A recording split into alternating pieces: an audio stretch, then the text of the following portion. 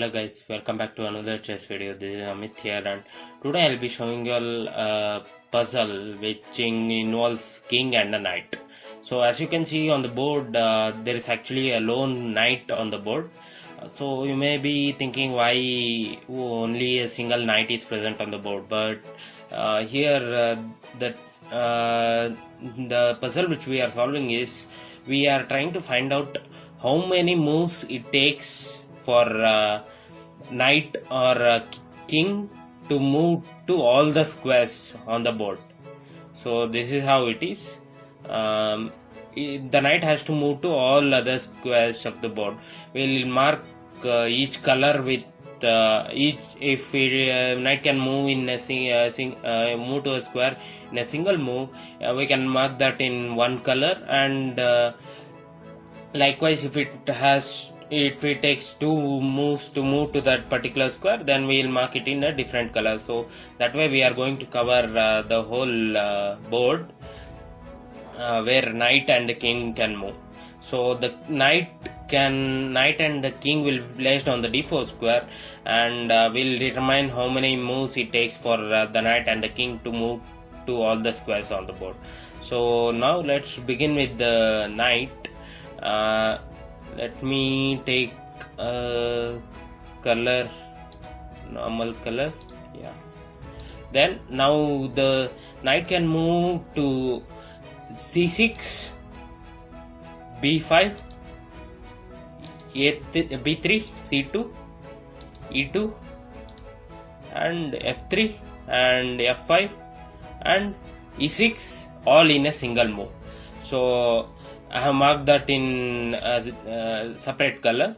So finding out these kinds of puzzles allows us to kind of get ourselves involved in the game. So it's useful in one or the other way for us to play. So we have covered the single move for the knight, and now let's continue with another color. Let's take yellow. And now we have to determine where all the knight can move in the second spot. Now if the knight is on c6, then it can move to b8, b7, c5, and here and here and here and here. So all these squares are covered by the knight, and if it is on b5 square, then it can go to a7, which we have already marked, and c7 and d6 and da3 and c2. Now all these squares are covered. And now if it is on c3, on the b3, on the second move it can move to c5, d2 and c1 and a1. Now if it is on the third, if it is on c2, then it can actually move to e3 and e1. So those two are the only squares which are left out. And if it is on e2, on the second move it can move to f4 and g3 and g1. That's it, I think. Now if it is on f3, then it can move to h2 and h4. Now if it is on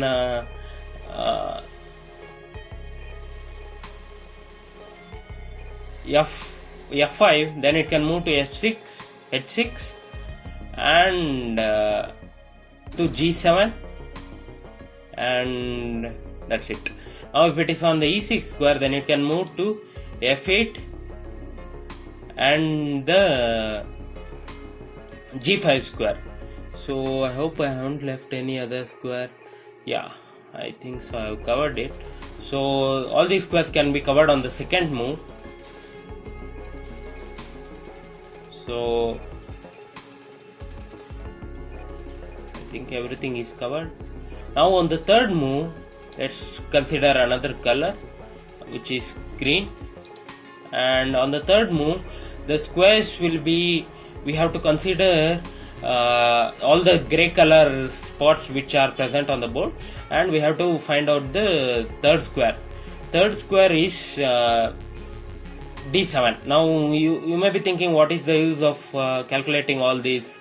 It's of no use, but actually if you calculate all these moves while planning during the game, it will help you, really help you out, because you will be able to maneuver your knight to a different squares, and you will know very quickly where you have to place the knight in order to get an advantage. So on the third move, if the knight is on the b8 square, it can go to a6, and it can go to a6, and if it is on a7, then it can go to c8, and if it is on the a5, it can go to b7, and if it is on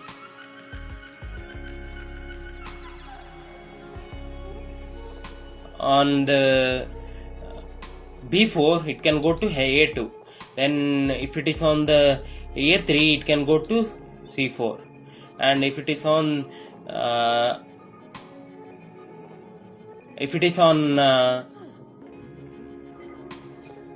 c5, it can go to a4, and if it is on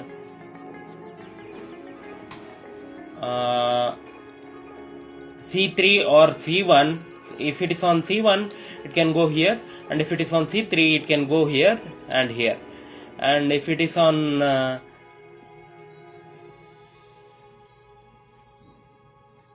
either c3, if it is on c3, then it can actually go here, and it can go to d1, and if it is on this part, if it is on e3 or e1, it can go to g2 or f1, and if it is on f6, f5, f4, then it can go to h3 and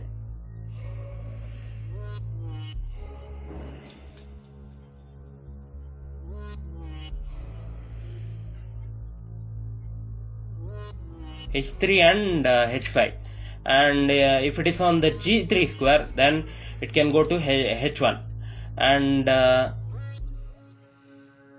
if it is on this square, e5 square, it can go to g4, and if it is on the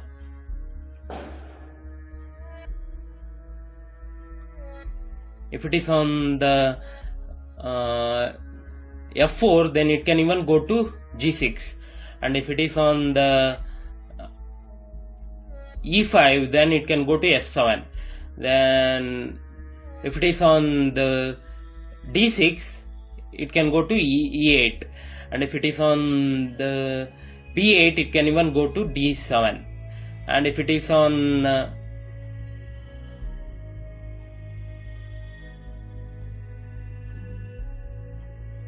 if it is on the h6 square, it can go to g8, and if it is on the f8 square, it can go to h7. And if it is on the c7, it can go to a8. So a file is fully covered, and here b6 cannot be traveled by the knight on the third move, and h8 cannot be traveled, because if it goes to g5, it takes 4 moves. So rest of the squares are covered, I think. Yeah. Now for the fourth move, the rest of the squares will cover the fourth move. So let's take red and mark it. This will cover on the fourth move. This will cover on the fourth move. This will cover on the fourth move. This will cover on the fourth move. So 4 squares will be covered on the fourth move. Rest of them, and even the f6 square, it will be covered on the fourth move. So this is how a knight traverses on the board, and if you get to know this, it is much easier for you to determine maneuvering of the knights during the game. Even during the blitz games, it is quite difficult, as knight is dangerous because it can give double attack, at any point of time. You get trapped by the knight because it moves to different color squares, so you'll get to know that. And now next we'll see about the king, how the king traverses on the board. So the king traverses, the king moves are pretty easy because it traverses only one square at a time, so you can mark that easily. Now let us take one of the colors to mark the first move. Let's take this. First move is one square around the king, whole around the king. So all these are for first move. On the second move, let's take green. So second move will be a square around it. Here, here, here, here, here, here, here, here, here, here, here, here, here, and here. Now for the third move, king traverses on this. So third move is this. It will cover all these squares. King will cover all these squares. On the third move, it will reach this on. Now it is very useful to determine this because during king and pawn endgames you will get to know what exactly how many moves it exactly takes for the king to move to either the 7th rank or the 3rd rank or the 4th rank. So it helps to determine. And the fourth move, on the fourth move it reaches all the squares, which will be marked in this color. So all the 8, B8, C8, D8, E8, F8, G8, H8, H7, H6, H5, H4, H3, H2, H1, and all these squares are covered this way. So, and trying to figure all these things, you will get to know the knight and the king moves, how many, and you will get a control over the board. Yeah, I hope you got it. It was a puzzle for finding out how the pieces move. So hope you like this video. If you like this video and are new to my channel, please subscribe to my channel. Thank you all. Now I'll be next I'll be releasing many such videos, so hope you see it. Thank you.